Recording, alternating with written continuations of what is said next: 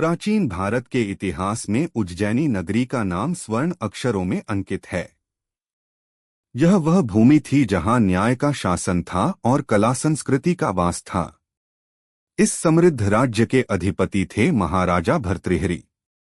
राजा भर्तृहरि केवल एक कुशल शासक ही नहीं बल्कि एक प्रकांड विद्वान भी थे। उनके शासन में प्रजा इतनी सुखी थी कि राज्य में चोरी या अन्याय का कोई नामोनिशान न था। लेकिन हर महान व्यक्तित्व के भीतर एक मानवीय दुर्बलता होती है। राजा भर्तृहरि की वह कमजोरी थी उनकी पटरानी रानी पिंगला। रानी पिंगला की सुंदरता के चर्चे पूरे आर्यावर्त में थे। राजा उनके मोहपाश में इस कदर बंधे थे कि राज्य के कार्यों के बाद उनका सारा समय रानी के सानिध्य में ही बीतता था। उनके लिए पिंगला केवल उनकी पत्नी नहीं बल्कि उनके जीवन का केंद्र थीं। राजा अक्सर सोचते थे कि यदि समय रुक जाता और वे सदैव इसी प्रकार रानी के साथ यौवन का आनंद लेते रहते तो जीवन पूर्ण हो जाता। यह मोह ही था जिसने राजा के विवेक पर पर्दा डाल रखा था। एक दिन उज्जैनी के द्वार पर एक दिव्य साधु का आगमन हुआ। उन साधु की काया से एक अलौकिक तेज निकल रहा था जो वर्षों की कठिन तपस्या का फल था। राजा भर्तृहरि ने स्वयं आगे बढ़कर साधु का सत्कार किया और उन्हें सादर महल में आमंत्रित किया। साधु राजा के न्यायप्रिय स्वभाव से प्रसन्न थे। विदा लेते समय उन्होंने अपनी झोली से एक चमकता हुआ फल निकाला। वह कोई साधारण फल नहीं था। साधु ने गंभीर स्वर में कहा, हे राजन, यह फल तुम्हारी वर्षों की सेवा और धर्मनिष्ठा का पुरस्कार है। जो भी इस फल का सेवन करेगा वह मृत्यु और बुढ़ापे के बंधनों से मुक्त हो जाएगा। वह सदैव युवा रहेगा और उसकी काया कभी क्षीण नहीं होगी। फल देकर साधु चले गए, लेकिन राजा के मन में द्वंद्व शुरू हो गया। उन्होंने सोचा, मैं इस अमरता का क्या करूंगा? यदि मैं अमर हो गया और मेरी प्रिय पिंगला समय के साथ वृद्ध होकर मुझसे बिछड़ गई तो यह जीवन मेरे लिए बोझ बन जाएगा। प्रेम के वशीभूत होकर राजा ने निर्णय लिया कि वे यह फल स्वयं न खाकर अपनी रानी को देंगे।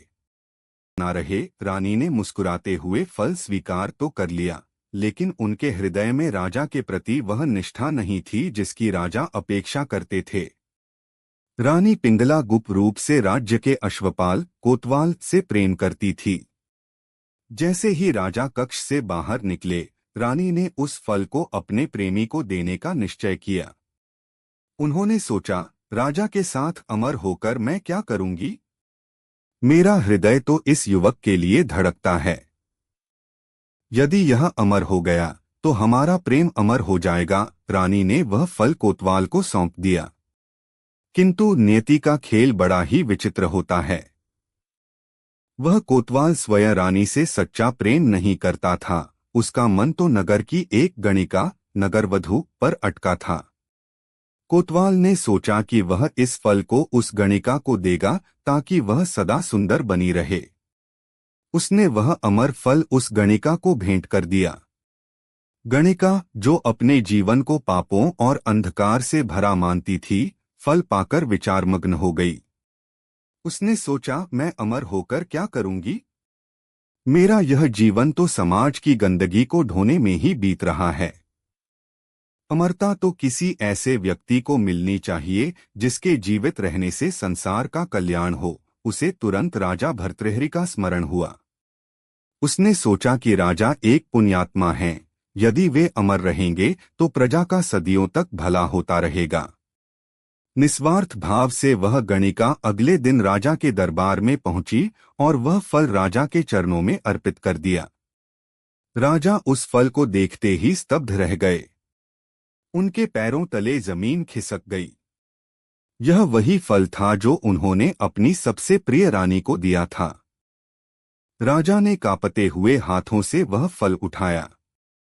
उन्होंने गणिका से कठोर स्वर में पूछा कि उसे यह फल कहाँ से मिला।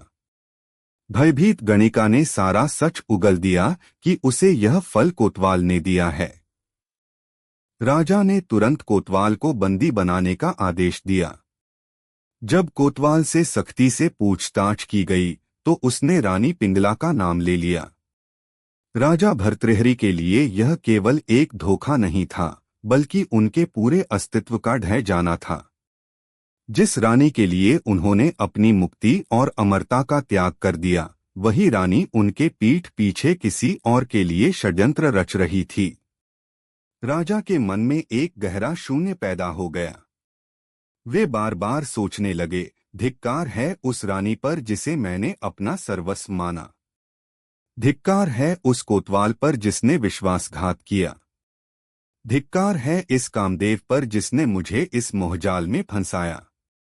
और सबसे बड़ा धिक्कार मुझ पर है, जो इस असत्य को ही सत्य मानकर जी रहा था। उस क्षण राजा के भीतर का शासक मर गया और एक जिज्ञासु का जन्म हुआ। उन्हें संसार की नश्वरता का बोध हुआ।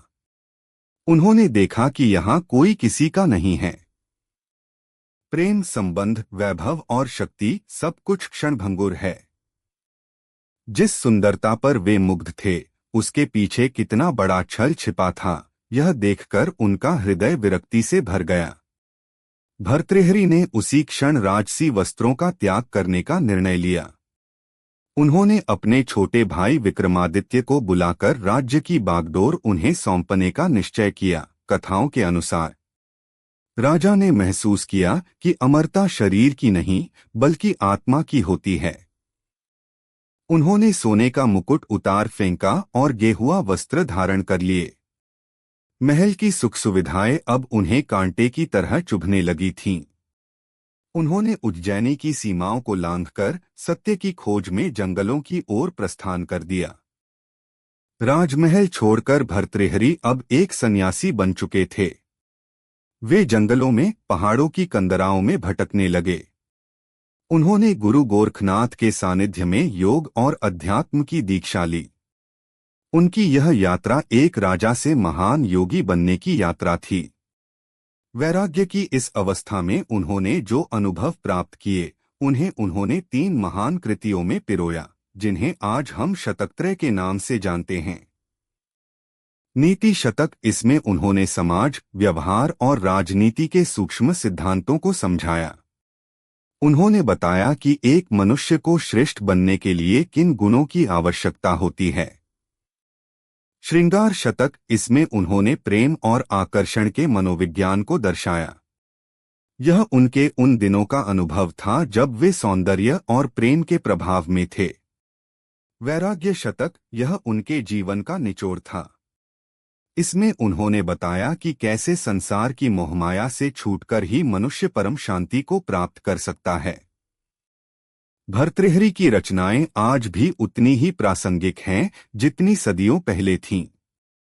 उन्होंने सिखाया कि धोखा मिलने पर टूट जाना साधारण मनुष्य का काम है, लेकिन उस धोखे को सीढ़ी बनाकर ज्ञान के शिखर पर पहुंच जाना एक योगी का काम है। उनकी कहानी हमें यह संदेश देती है कि जीवन में दुख या विश्वासघात अंत नहीं, बल्कि एक नई और गहरी शुरुआत हो सकती है। राजा भर्तृहरि आज भी भारतीय जनमानस में अमर हैं। वे उस अमर फल को खाकर शरीर से अमर नहीं हुए, बल्कि अपने ज्ञान और वैराग्य से हमारे विचारों में अमर हो गए। उनकी गुफाएं आज भी उज्जैन में स्थित हैं, जो आने वाली पीढ़ियों को यह याद दिलाती रहती हैं कि सच्चा ऐश्वर्य बाहर के सोने चांदी में नहीं, बल्कि भीतर की आत्मशांति में निहित है। उनकी यह कथा हमें मोह से मुक्ति और सत्य की ओर बढ़ने की शाश्वत प्रेरणा देती है।